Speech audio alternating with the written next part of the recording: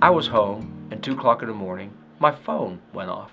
I answered. It was my best friend, Chuck Pagano, head coach of the Indianapolis Colts. He said, "I have leukemia." "When did you get leukemia? When did you get diagnosed?" He said, "Today."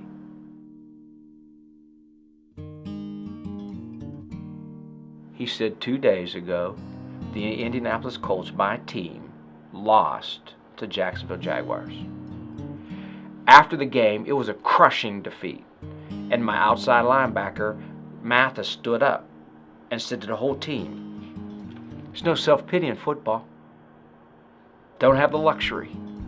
Take the lessons, absorb them, then move on." He said it was still fresh in my mind. He said, "I cried for a minute or two. Then I stood up and said, no self-pity in cancer. I don't have the right. I don't have the luxury. Start my IV." I realized when he called me that he called me for a reason. What was my reason? So we have a phrase I learned. We use it a lot at the University of Alabama with our football team. It goes like this: "I'm not looking for blessings to come into my life. I'm looking to be a blessing in someone's life."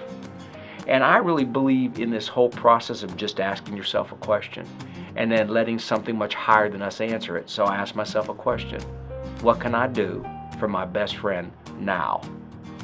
And what came to me after that question, after that prayer, were these letters that I sent to him. I was going to come to him and say, here's how we're going to go after this, you and I, spiritually and psychologically.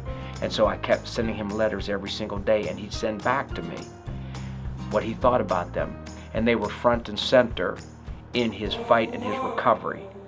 And that was a lot what has become this book, The Sender, because I realized after we got done that we really need to take this message to go much higher.